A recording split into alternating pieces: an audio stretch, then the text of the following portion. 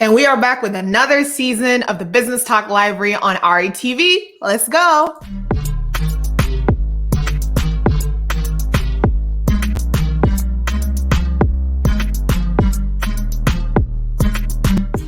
Hey guys, welcome back to another season of the Business Talk Library on RETV. We are so happy to be here with you. I am Lola Turner, and this is my amazing husband, Terrell Turner. Welcome to another season. When you're watching this, we are going to be in May. The weather is going to be amazing. The summer's just started. And of course, it's my favorite time of the month my favorite time of the year because it's my birthday month. So May is an amazing time. You know, you're just kind of getting out of the cold, depending on what part of the US or the world you live in, and you're coming into the summertime and you have the birds chirping and people are trying to live their best life, but Corona is a little bit different this year, but still, hey, good time to reflect, good time to take a moment to just, reflect and think about, hey, we're about halfway through the year as we think about the relationships, as we think about our business, good time to just think, hey, have I accomplished the goals that I had? And how do I want to redirect my relationships, my life, my business, whatever it may be, to kind of pivot and see, hey, do I like what I'm doing? If I don't, what changes do I need to make? So we're going to talk through that today. That would be an interesting topic because I think if people are thinking about whether they like what they're doing or not, I think because of COVID, a lot of people probably feel like they don't have that many options. True. It's like, it's not like, hey, I'm not going to just quit my job because I don't like it, because what if I don't find another one?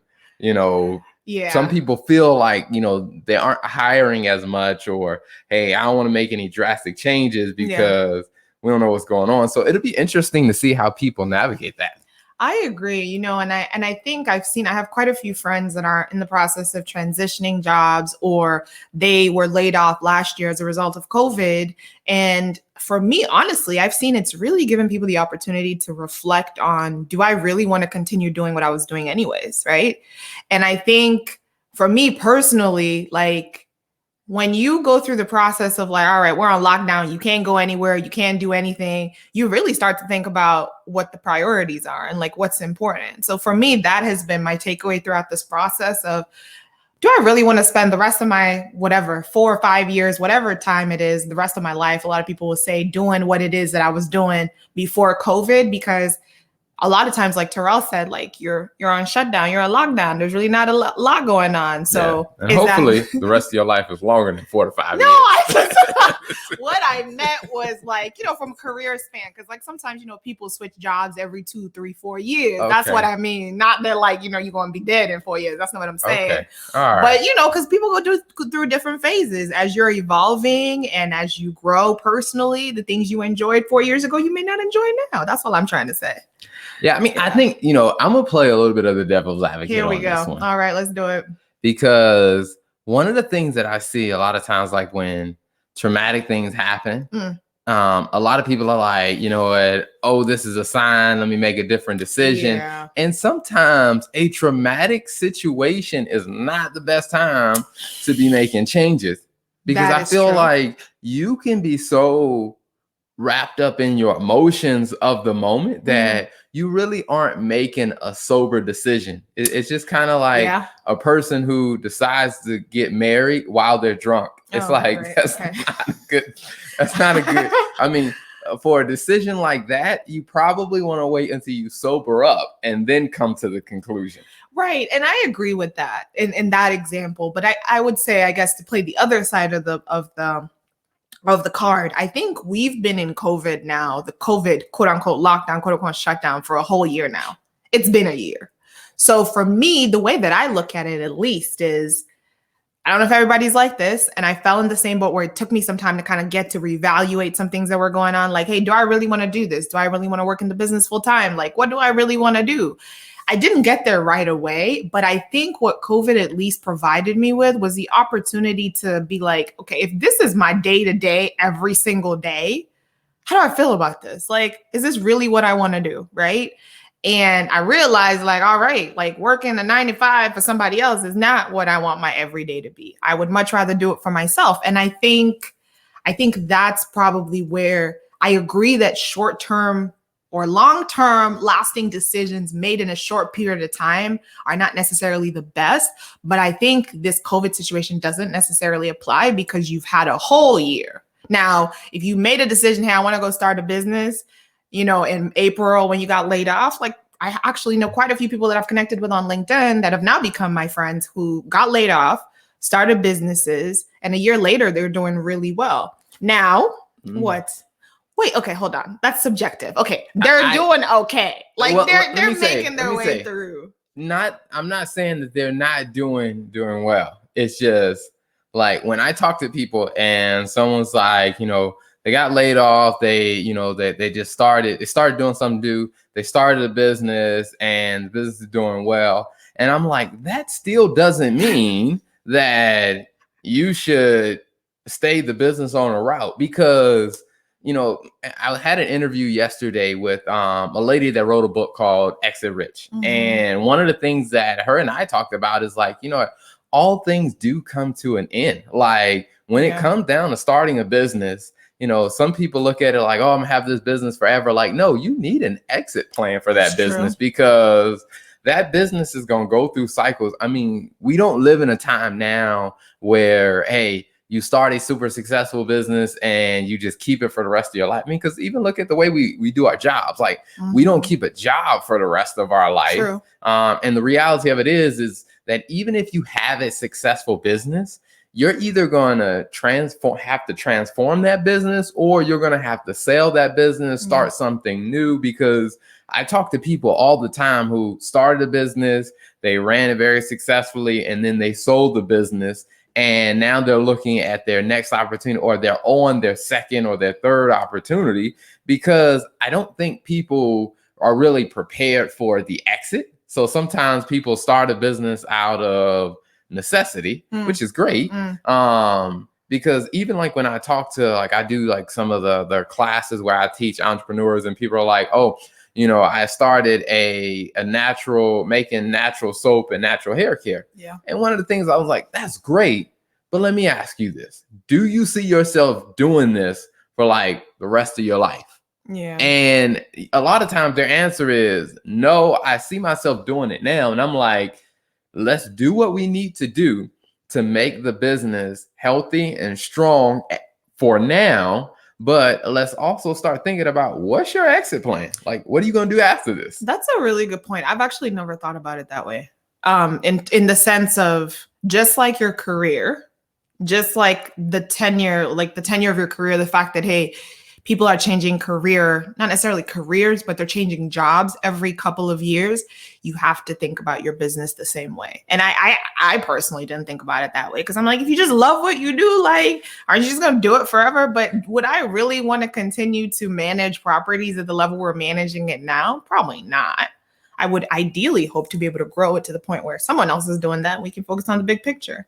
But to your point, that's actually a very valid point. I have not thought through that. I mean, because even when I think about like our investment properties, like, the apartment buildings we own in Ohio, at some point I'm already thinking about, at some point we're going to sell those and move that money into another vehicle or into something else.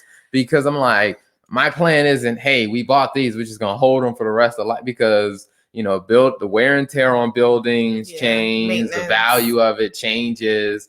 And maybe we want to pull the equity out to just go to the next up, because I think it's just that constant state of reinventing your business. Because I remember like having a conversation with one of the division CEOs at GE, and we were talking about how, GE, 100+ year old company.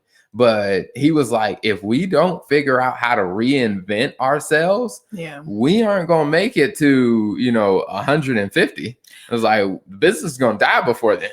That's a good point. So do you feel like, that's a good point? Because I think it's twofold. I think there's a couple of reasons why people don't, or kind of when they start businesses, they think it's forever. I think one is because of the fear and the guts that it takes to start a business. Because I guess for a lot of people, I'm putting everything on the line. I'm taking this huge risk. Now you want to tell me if 5 years after I don't put all of my sweat, blood, and tears in this, that I'm going to sell the business, or I'm going to exit and do this again? Like, I think that's probably the first reason why a lot of people don't even think through that. Like, I'm here, I set it up, Like, I might not want to do this 5 years from now, but this is what I put my effort into, and I'm going to keep this business. And I think the second thing is, and it probably has to do with the first point, is people get comfortable. Like, if you get, just like in any job, right? You get comfortable, you're doing the same thing over and again. You're like, I'm good here. I don't need change. I don't need anything new.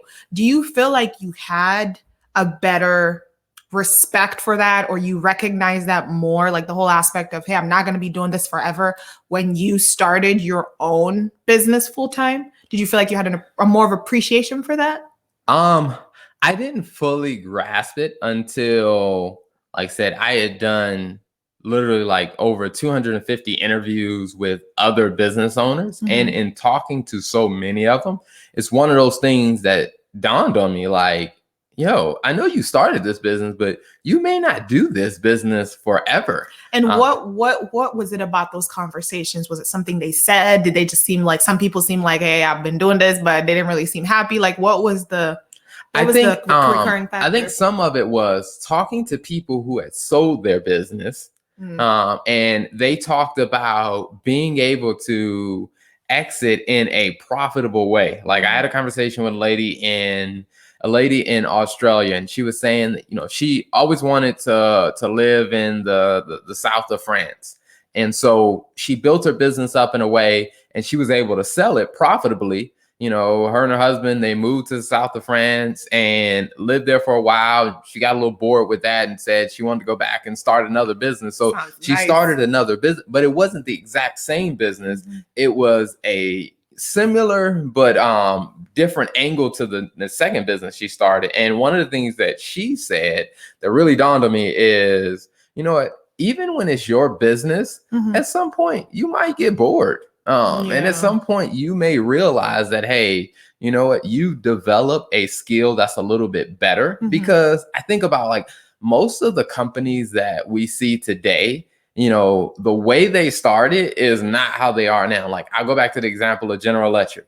You know, it started off with Thomas Edison, you know, making light bulbs. Night and day. Now they don't even make light bulbs anymore. They don't even make appliances anymore. That's true. I mean, they make most of their money from selling jet engines. Yeah, which is completely different. You know, which the business has the same name, mm-hmm. but they've reinvented themselves. Mm-hmm. I mean, even when you think about, you know, different companies like, you know, Microsoft and mm-hmm. stuff like that. The original idea was around, you know, selling computers. Mm-hmm. Now, you know, they reinvented themselves, and like, now we sell software. Yeah.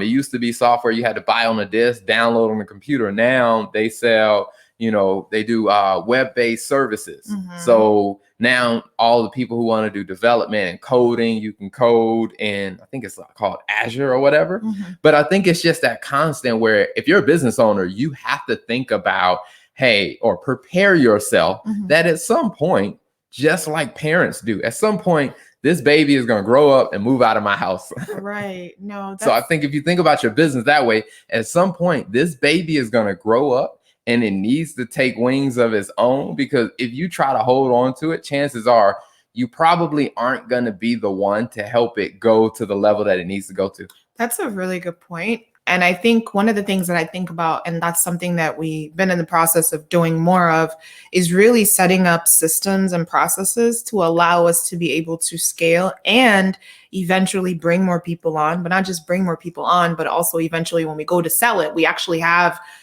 it's something that they use, I guess, a buzzword now in corporate, an MOS, like a process of how we do things and a cadence. And I think that's important. So that's a really good point. And I feel like we kind of deviated a little bit, but the point is, the point that is being made is, hey, if you're going to make a decision on a career change, starting a new business, think about it beyond the point of just starting and running the business. Think about the long term. And like you said, it's just, you're not always going to be in that business. And I think if you go into it with that mindset, like you said, and even the lady that you interviewed on the Exit Rich, like if you go into it with the mindset of, hey, I'm building this business and eventually I may want to do something else, I think it puts you in a good position as you're bringing on clients, as you're onboarding, whatever it is that you're doing, you're going into it with the mindset of, how do I set this up in a way that will be attractive to someone else and scalable and or sellable? Both. And I think also the benefit is, if you build it that way, And let's say, 5, 10, 15 years from now, you're like, hey, I still love it. I don't want to sell it. Yeah. I mean, it's great because you now have a business that is That's attractive true. to other people, which means it's probably still going to be attractive to you. That's true. So it's like, Yeah. you don't have to sell it. Yeah. But if you build it in a way that it becomes attractive to other people, and let's say you get to that point, you can still decide to keep it. Agreed.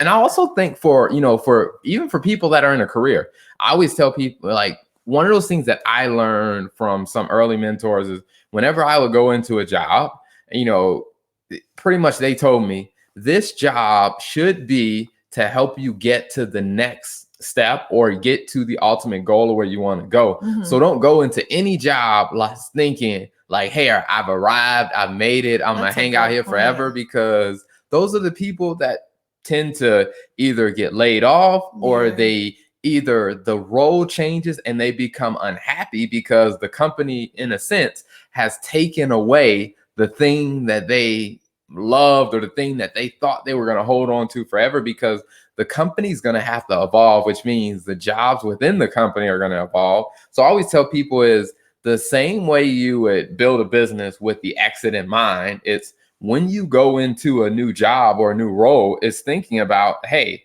what is the next step? What's my exit from this role? Because you don't want to get stuck in a job where it's just like, hey, it's a dead end job, because that's not going to be fun either. Yeah, no, I agree. And I think another thing also that I think about, just in, I guess, piggybacking off of the career example, I think to your point, if you go into it with that in mind, I think you can definitely make the most of the job itself. Like, that's one thing that you and I have even talked about, is just you go in with that mindset and you can identify and capitalize on opportunities to give you and accomplish what it is that you're trying to do. And I think that's important. I think about it even in owning a business. Like, if you are focused on standardizing, if you're focused on making your business appealing to a potential buyer, I mean, you are 15 years into this business and it's running not like a smooth engine, but it's running. At least you have processes, you have things established. Because I've heard about people that have had businesses for 20 years and, you talk to them and you're just like, all right, like, what you got? It's like, oh, I got it all up in my head. I have, everything on paper. Like, and it's like, you've been running this business for 20 years. Like, if something happened to you today, like, could people pick up and just be like, all right, this is the process, this is how we keep going? Or is your business going to have to shut down and you won't be able to leave it to your family because everything is in your head and you have no processes established and you basically have no way of operating your business? Like, I've met people who are like, oh, I've been doing this for 20 years. I'm like, oh, all right, what you got? Everything. I agree. I mean, because I think also, as from my perspective, this may not be the perspective of everyone and this may not be politically correct. But from Terrell Turner's perspective and just how I was raised, is as a man who has responsibilities for, a family, I mean, being married, and which means I have responsibilities to you to make sure that, hey, whatever I do, I don't leave or put you in a bad situation. To where I think about, even as we build the business, if the business is built around me doing everything, and let's say, something were to happen to me and I couldn't work anymore, it's just like, if we haven't built processes, then that puts you and I in a bad situation. Or unfortunately, let's say, if someone passes away early, because this is a story that I've heard a lot where, someone builds a business, and this guy was building the business and his wife wasn't involved at all. He had, to build the business, he took on some debt and stuff like that. And then unfortunately, he passed away early and she was left having to pay all these debts. She didn't know how to run the business. The business didn't have enough value in it to cover the debt. So when he died, she was left holding all this debt and she didn't know what to do with it. And she tried to get someone to buy it and sell the business, and the business wasn't sellable. So, it ended up leaving her in a situation where she ended up having to file for bankruptcy because the business wasn't set up to survive her husband's lifetime. And I'm like, as a man, I'm just like, I can't do that to my wife and my family. So I was like, I got to build with the exit in mind, whether that's when we sell the business or my exit when I leave to go to heaven. I mean, I got to build with that stuff in mind. No, that's a really good point. That's unfortunate. That's really unfortunate. I mean, you're dealing with mourning the loss of your spouse, and then on top of that, you got to deal with all this mess. Like, I don't know if I should be mad at you or if I should be sad that you're gone. Like, we're gonna have a very interesting conversation when we get to heaven. I know there's forgiveness, but you and I are gonna have a nice talk when we get there. Like, what were you doing? But I think you make a good point, and I would say not even just like as a man, I think just as a spouse, like, it's just like, do you want to set your wife or husband up to like have to take on the mess when you leave? I think, I'm deviating a little bit. I think that's why life insurance is so important. Like, do you want to set up your spouse to like, do you want them to have all this burden of stuff that they need to figure out on their own? Or do you really want to give them the opportunity to reflect on the memories and the time that they've had with you, or carrying this whole burden? So I think as a spouse, as a wife, as a husband, it's your responsibility to make sure, if anything happens to you, that your spouse can carry on and continue life and be able to focus on the good times you had instead of cursing you out because you left them in an uncomfortable position. Yes, I would say, please stop the GoFundMe pages. Take care of your family. And please stop leaving your family having to do a GoFundMe because you didn't take care of your business. You didn't set your family up. You didn't get life insurance. I mean, life insurance is not that expensive. It's like $25 a month. If that. As I think about, my favorite lawyer, Harriet Lampkin, says, people think they ain't gonna die. They think they're gonna live forever. So they don't plan for those situations. But nobody lives forever. That's true. That's true. And I mean, especially if you're married, especially if you have a business, please, especially if you have children, get life insurance. It is so important. We got ours, last year? Yes. Yeah, for the first time. And I mean, to be honest, like, it's funny because we're finance people. We still haven't done a will. We need to do that. But things like that are important because you really want to make sure, and I can't say this enough, that the GoFundMe account is not a thing because it's so mixed. Like, you might get it, you might not. And that's the last thing that you want the person that you love to be thinking about when you pass away. And they're trying to process all of the emotions, trying to process everything else, catering, especially if it's someone that you guys have kids, catering to the emotions of the children, and also trying to cater to their own emotions. It's a lot. So do that justice. But yeah. Absolutely. Wow. Welcome to season 2. Yes, it's going to be so good, guys. We're going to be having real conversations every week on the Business Talk Library on RETV, and we're really looking forward to continuing to give you great content. So until next time, we'll catch you guys on the next one. Bye.